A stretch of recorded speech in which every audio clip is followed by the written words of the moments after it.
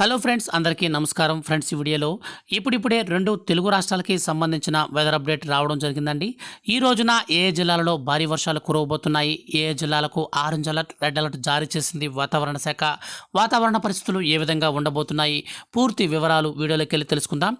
Video కనుక నచ్చితే like చేయండి. అలాగే వెదర్కి సంబంధించిన ప్రతి చిన్న అప్డేట్ కూడా ఎప్పటికప్పుడు మిస్ అవ్వకుండా జెన్యూన్గా పొందాలంటే మన ఛానల్ని సబ్స్క్రైబ్ చేసుకోండి. ఇక లేట్ చేయకుండా టాపిక్ని స్టార్ట్ చేద్దాం. బంగాళాఖాతంలో ఏర్పడిన అల్పపీడన ద్రోణి కొనసాగుతూ ఉంది.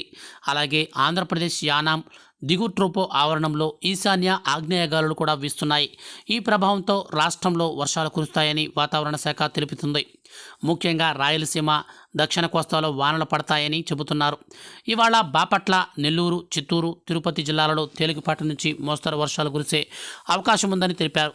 దక్షిణ కోస్తా జిల్లాలలో తేలికపాటి నుంచి మోస్తరు వర్షాలు పడతాయని అంచనా వేస్తున్నారు. అలాగే రాయలసీమలో కూడా మోస్తరు నుంచి తేలికపాటి వర్షాలు కురిసే అవకాశం ఉందని తెలిపారు. ఏపీలోని ఏజెన్సీ ప్రాంతాలలో చలి తీవ్రత పెరుగుతోంది. కనిష్ట ఉష్ణోగ్రతలు ఏజెన్సీ గ్రామాలలో వణికిపోతున్నాయి. దట్టమైన పొగమంచుతో వాహనాల రాకపోకలకు కూడా అంతరాయం ఏర్పడుతుందని, లంబసింగి, చింతపల్, మినుములూరు, పాడేరులో కనిష్ట ఉష్ణోగ్రతలు కూడా నమోదవుతున్నాయి. 0 డిగ్రీలకు ఉష్ణోగ్రత చేరే అవకాశం ఉందని అంచనా వేస్తున్నారు.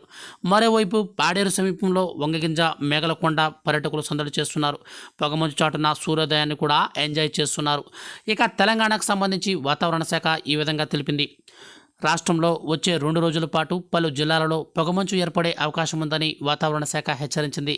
ఈ మేరకు ఎల్లో హెచ్చరికను కూడా జారీ చేసింది. ఆ జాబితాను కొమరంభీం, ఆసిఫాబాద్, మంచిర్యాల, నిర్మల్, జనగాం, సిద్దిపేట, యాదాద్రి, భువనగిరి, రంగారెడ్డి, హైదరాబాద్, మేడ్చల్, మల్కజ్గిరి, వికారాబాద్, సంగారెడ్డి, మెదక్ జిల్లాలు కూడా ఉన్నాయి.